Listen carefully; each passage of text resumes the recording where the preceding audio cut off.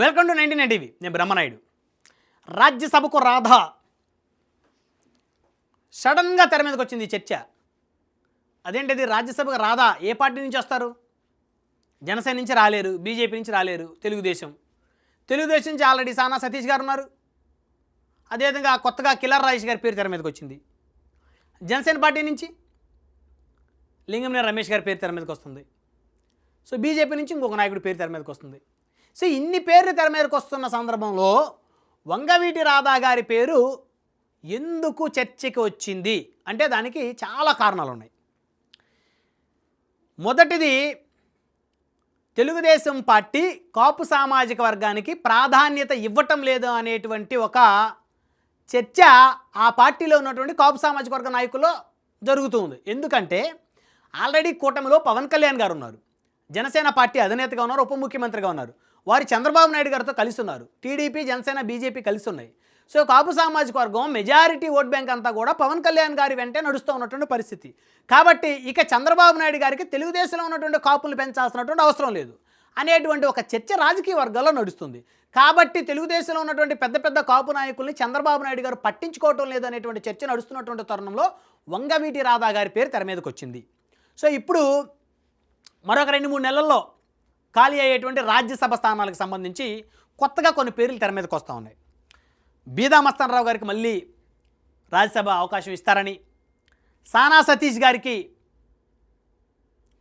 ఆయనకి మళ్ళీ రాజ్యసభ కొనసాగిస్తారని, అదేవిధంగా కొత్తగా ఇంకో 2 పేర్లు, కిలార్ రాజేష్ గారు, లోకేష్ గారి క్లాస్మేట్, తెర వెనక అన్నీ తానే చూస్తాడు, ఆయనకి అవకాశం ఇస్తారని, మరొక కొత్త నాయకుడు జనసేన పార్టీ నుంచి లింగంనేని రమేష్ గారు, ఆయనకు కూడా అవకాశం కల్పిస్తారనేటువంటి చర్చ రాజకీయ వర్గాల్లో జోరుగా సాగుతుంది.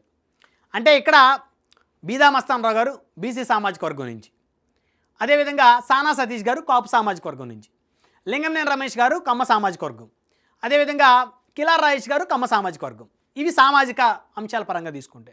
అయితే సామాజిక పరమైనటువంటి అంశాల్లో అయితే మ్యాక్సిమం అందరికీ సమానమైనటువంటి అవకాశాలు ఇస్తారు. ఇంకొక రిజర్వ్డ్ సంబంధించి బలహీన వర్గాలకు సంబంధించి ఎవరికైనా ఒక అవకాశం ఇస్తే కూడా బ్యాలెన్స్ చేసినట్టు ఉంటుంది అనేటువంటి ఒక చర్చ నడుస్తుంది.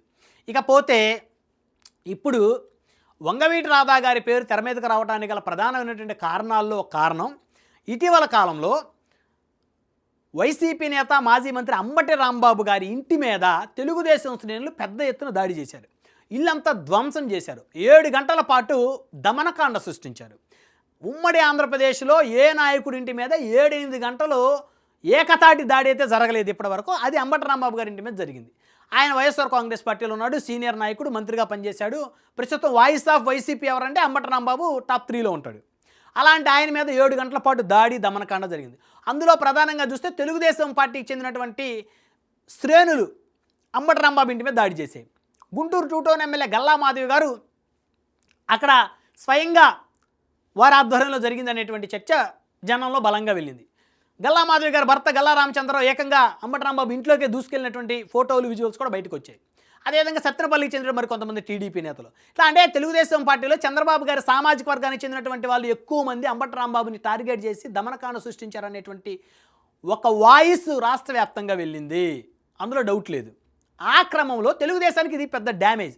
ఎందుకంటే గతంలో వల్లభనేని వంశీ, కొడాల నాని లాంటి వ్యక్తులు చంద్రబాబు నాయుడు గారిని ఒక్కొక్కరు 1,00,000 తిట్లు తిట్టినటువంటి పరిస్థితి. అంటే వాళ్ళిళ్ళ మీద దాడులు చేశారా, వాళ్ళిళ్ళ మీద దమనకాండ సృష్టించారా, కేవలం ఒకరిని అరెస్ట్ చేశారు, జైలు పాలు చేశారు, మరొకరిని వల్లభనేని వంశీని ఆ విధంగా అరెస్టులు చేశారు, కొడాల నానిని అయితే అసలు టచ్ కూడా చేయలేదు ఇప్పటివరకు అనేటువంటి చర్చ వెళ్ళినటువంటి పరిస్థితి. అంటే సొంత సామాజిక వర్గం వాళ్ళ మీద అయితే ఒక రకమైనటువంటి కక్ష సాధింపు, పక్క సామాజిక వర్గం వాళ్ళ మీదే మరొక రకమైన కక్ష సాధింపు అని చెప్పేసి వైసీపీలోని కొంతమంది ఆ విధమైనటువంటి అంశాలను తెర మీదకు తీసుకొచ్చారు. సో ఇప్పుడు చాలా వరకు ఆ అంశాల మీద చర్చ జరుగుతుంది.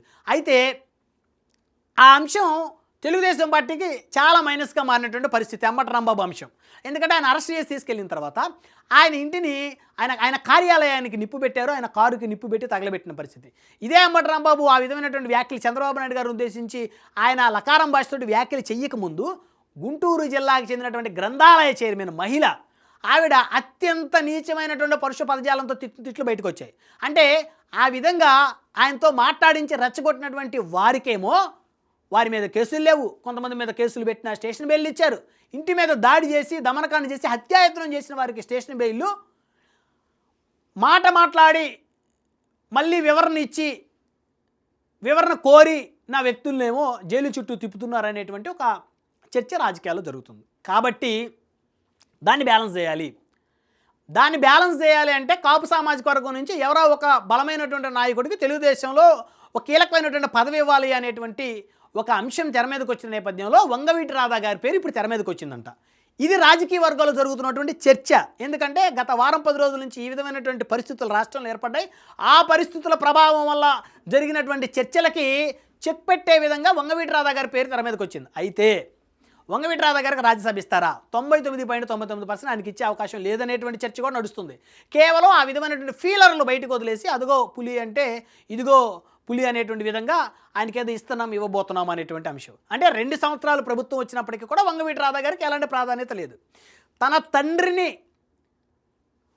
తెలుగుదేశం పార్టీ చంపింది అని చెప్పేసి చంద్రబాబు నాయుడు గారు ఆ హస్తం కూడా ఉంది అని చెప్పేసి మాట్లాడిన వ్యక్తి వంగవీటి రాధా గారు గతంలో. అయినప్పటికీ కూడా తన పగని, ప్రతీకారాన్ని, పంతాన్ని, తన తండ్రి అభిమానులకు సంబంధించినటువంటి అంశాలన్నింటినీ కూడా పక్కన పెట్టి టీడీపీలో చేరాడు. ఆయన టీడీపీలో చేరాడు, పగలన్నీ మర్చిపోయాడు. 2019 ఎన్నికలకి స్టార్ క్యాంపెయినర్గా వ్యవహరించాడు, 2024 ఎన్నికలకి స్టార్ క్యాంపెయినర్గా వ్యవహరించాడు. ప్రభుత్వం వచ్చి 2 సంవత్సరాలు అవుతున్నా కనీసమైనటువంటి గుర్తింపు ఆయనకి ఇప్పటికే దక్కలేదు. బహుశా దక్కే పరిస్థితి కూడా లేదనేటువంటి చర్చ కూడా నడుస్తూ ఉంది. అయితే ఇప్పుడు అంబటి రాంబాబు ఎపిసోడ్లో తెలుగుదేశం పార్టీకి పెద్ద ఎత్తున డ్యామేజ్ అయింది. కాబట్టి ఈ డ్యామేజ్ని కొంచెమైనా కవర్ చేసుకోవాలంటే వంగవీటి రాధాని ఆ పేరుని తెర మీదకు తీసుకొని రావాలి, లేదా ఆయనకి పదవి ఇస్తున్నామనేటువంటి ఒక ఎపిసోడ్ని తెర మీదకు తీసుకొని రావాలి అని చెప్పేసి కొంతమంది ఉద్దేశపూర్వకంగానే ఈ పేరు తెర మీదకు తీసుకొని వచ్చారే తప్ప వంగవీటి రాధా గారికి రాజ్యసభ ఇవ్వాలనేటువంటి ఆలోచన కానీ ఇచ్చేటువంటి పరిస్థితులు కానీ లేవు అనేటువంటి ఒక బలమైన వాదన మరొక వైపు వినపడతా ఉంది. సో ఏది ఏమైనప్పటికీ కూడా వంగవీటి రాధాకి ఎమ్మెల్సీ ఇస్తున్నారని, మంత్రి ఇస్తున్నారని, రాజ్యసభ ఇస్తున్నారని ఈ ఫీలర్ల మీద ఫీలర్లు వదలటమే తప్ప కొంతమంది కీలకమైనటువంటి నేతలు ఆయనకి ఇప్పట్లో పదవి వస్తుందా రాదా అనేది ప్రశ్నార్థకంగా మారినటువంటి పరిస్థితి.